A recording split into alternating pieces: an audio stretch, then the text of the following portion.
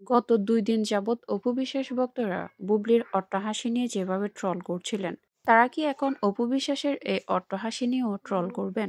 দেখেন, আমাদের অপু বিশ্বাস দিদিও কিন্তু অট্টহাসি দিয়েছেন। আর আমাদের প্রাণপ্রিয় দিদিকে ঠিক কেমন দেখাচ্ছে একটু কমেন্ট করে জানান তো। অনেকে তো বলেছেন বুবলির অট্টহাসি এমন তেমন, বুবলিকে কেমন জানি দেখাচ্ছে। তা আমাদের দিদিকে কেমন দেখাচ্ছে একটু প্লিজ দেখেন।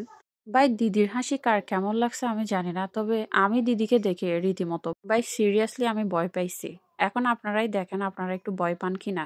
আর দিদি মনে হলো যে একটু বুবলিকে অনুকরণ করলেন, মানে বুবলি গৌতম সাহার সাথে যা যা করেছেন, তিনিও বুবলির এতদিনের স্টাইলিং করা কাজী মাহফুজের সাথেও সেটা করার ট্রাই করেছেন। মানে বুবলিকে জ্বালানোর কিংবা বুবলিকে কপি করার একটু ট্রাই করলেন আর কি। আচ্ছা, এতে কি বুবলির কিছু যায় আসে বলেন তো? বুবলি তো আর ওনার মতো বেকার না যে সারাদিন অন্যের পেছনে পড়ে থাকবেন।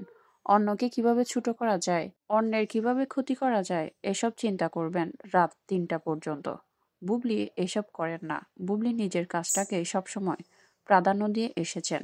তাই আজকে বুবলি কোন জায়গায় আর উনি কোন জায়গায় সেটাই দেখেন। বুবলি সবসময় বলে এসেছে ওইসব মানুষের নাম তিনি কখনো মুখেও নেন না, তাদের নিয়ে তিনি চিন্তাও করেন না। কিন্তু অপু বিশ্বাস দিদি তো চিন্তা, চেতনা, স্বপ্নে, বাস্তবে সবসময় খালি বুবলিকেই চিন্তা করেন।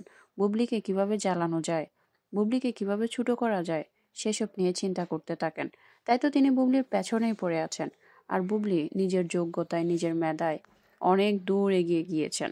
এখন তো আবার শোনা যাচ্ছে বুবলির সাথে কাজ করার কারণে বারিশা হক এবং গৌতম সাহার সাথে সুসম্পর্ক নষ্ট হয়েছে অপু বিশ্বাসের, যার কারণে বারিশা হক এবং গৌতম সাহার সাথে নতুন করে শত্রুতা তৈরি করতে চাচ্ছেন অপু বিশ্বাস এবং তার দলবল।